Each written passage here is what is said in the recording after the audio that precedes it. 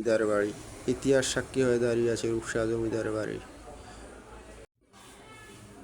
আসসালামু আলাইকুম দর্শক, আজকে আসছি রূপসা জমিদার বাড়িতে। আজকে জমিদার বাড়ির কিছু অজানা ইতিহাস জানবো, চলুন ঘুরে আসি। এই জমিদার বাড়িটি অবস্থিত চাঁদপুরে ফরিদপুর উপজেলার রূপসা বাজার সংলগ্ন।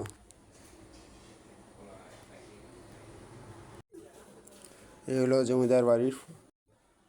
জমিদার বাড়ির প্রধান ভবন।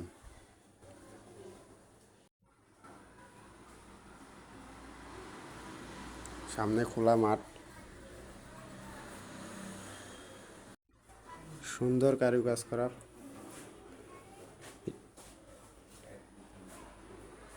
শান বাঁধানো ডিগির গাঁথিটা হাতের ডান পাশেই দেখা যাবে।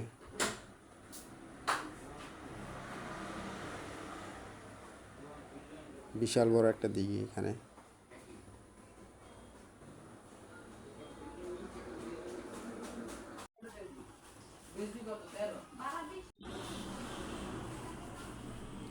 এখন যাব জমিদার বাড়ির ভিতরে।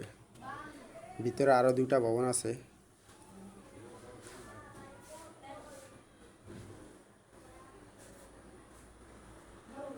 এই হলো প্রবেশ পথ।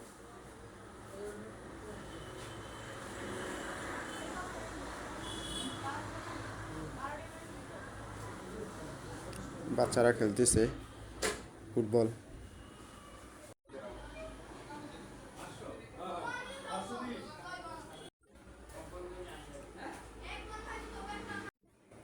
আনুমানিক ২৫০ বছর আগে ১৮ শতকের মাঝামাঝিতে ব্রিটিশদের কাছ থেকে এই জমিদারি কিনে নেয় আহমদ রাজা চৌধুরী। তার মাধ্যমেই এই জমিদারির সূচনা হয়।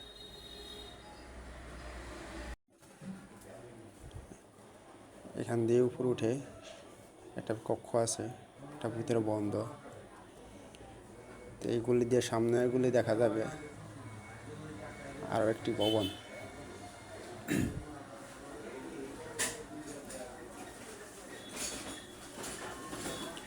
এটা পুরনো ধ্বংসাবশেষ একটি ভবন আছে দেখা যাচ্ছে এখানে।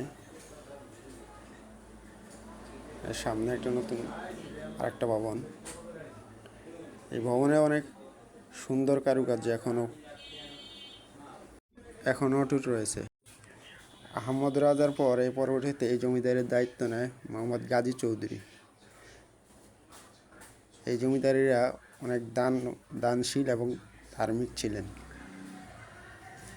এই জমিদার বাড়িটি মূলত ৮ একর জমির উপরে তৈরি।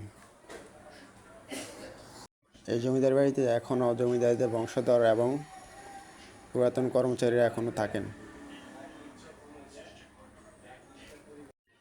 তো আজ এই পর্যন্তই।